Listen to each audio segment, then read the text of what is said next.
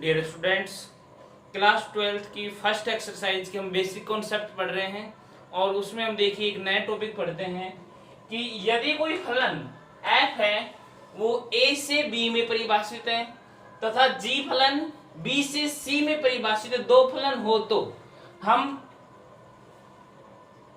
गोफ की वैल्यू निकाल सकते हैं। गोफ x, ये गोफ x कहां पर परिभाषित होगा बेटा? देखिए ये a से b में परिभाषित है, b से c में परिभाषित है, तो ये गोफ फलन किस में परिभाषित हो जाएगा बेटा? a से c में परिभाषित होगा। गोफ फलन किस में परिभाषित होगा?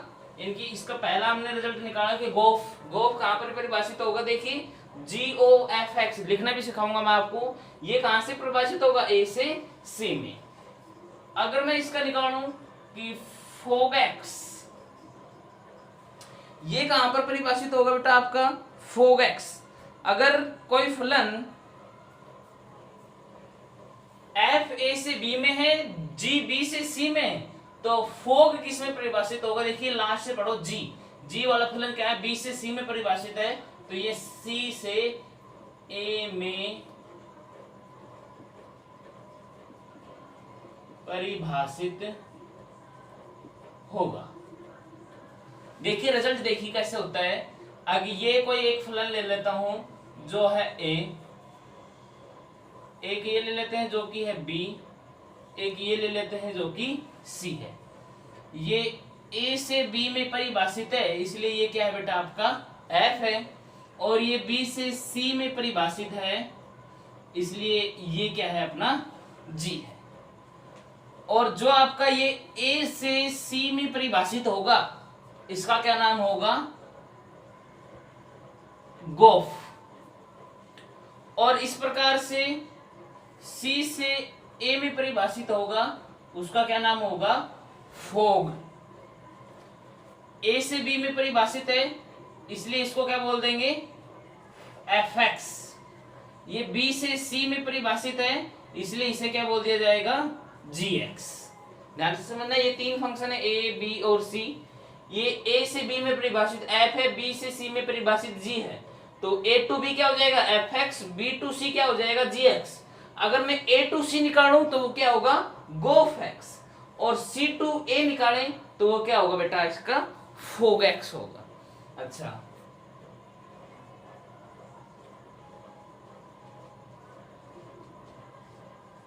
कुछ अन्य परिभाषा देखें। आपको क्या लिखना है? फर्स्ट में गोफ लिखना है, GOFX। तो इसे लिखने का क्या तरीका रहेगा?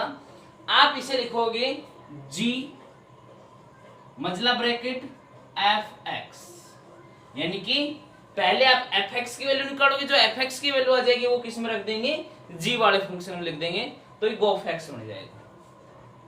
अगर आपको FOGX लिखना है, सॉल्यूशन करते क्या FOGX को क्या लिखोगे? F मजला ब्रैकेट GX। अगर आपको FOFX लिखना है, लिखने का तरीका सीख लो बस आप। तो FOF को क्या लिखोगे? मजला ब्रैकेट और FX।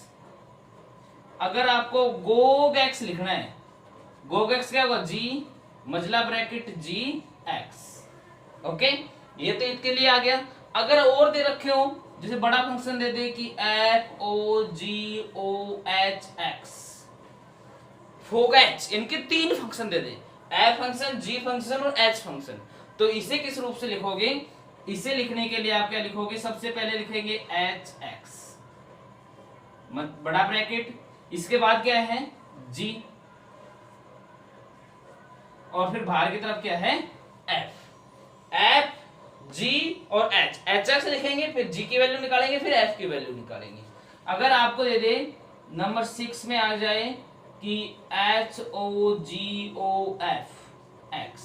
तो इसे क्या लिखेंगे? सबसे पहले तो FX लिखे जाएगा मजला ब्रैकेट, फिर क्या लिखेंगे? G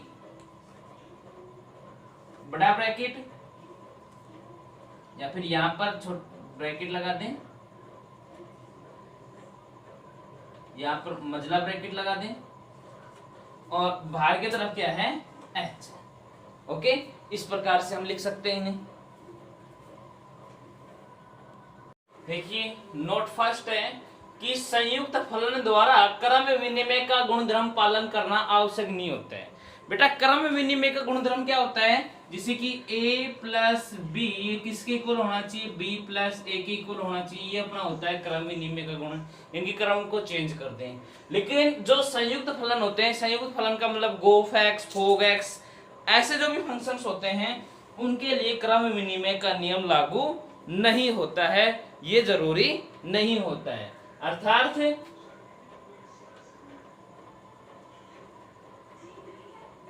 फोग एक्स जरूरी हो GOF, यानी कि फोग की वैल्यू गोफ के बराबर होनी आवश्यक नहीं है। इनकी इनका मान इनकी सदैव ऐसा आवश्यक नहीं है, सदैव ऐसा आवश्यक नहीं। इनकी गोफ की वैल्यू हमेशा फोक के बराबर ही आए या फोक की वैल्यू गोफ के बराबर आए तो आए, ना आए तो कोई दिक्कत नहीं है, ये गलत नहीं माना जाता है। ये दोनों इक्वल आ भी सकते हैं और नहीं भी आए, साहचर्य गुणधर्म इसमें लागू होना आवश्यक नहीं होता है। लेकिन हाँ, क्रम विनिमय का लागू नहीं होता है, कोई दिक्कत नहीं है, लेकिन साहचर्य गुणधर्म इसमें 100% अप्लाई होना चाहिए, क्योंकि साहचर्य गुणधर्म की वैल्यू हमेशा इक्वल आती है। और किस प्रकार से आती है साहचर्य गुणधर्म, कि आपसे पूछे FOGOH, ये हमेशा इक्वल होना चाहिए आपका, कि फोग एक्स की वैल्यू किसके इक्वल होनी चाहिए। देखिए FOGOH निकालते हैं, इनकी फोग एक्स निकालते हैं, तो इसके अंदर यदि मैं यहां पर ब्रैकेट लगा दूं इन पर GOH पर, तो नेक्स्ट टाइम अनिवार्य होता है FOGOHI। ठीक है, इसका मतलब ये क्या हो गया बेटा, कि पहले आपको क्या निकालने हैं, GOH निकालने, FOG ऑफ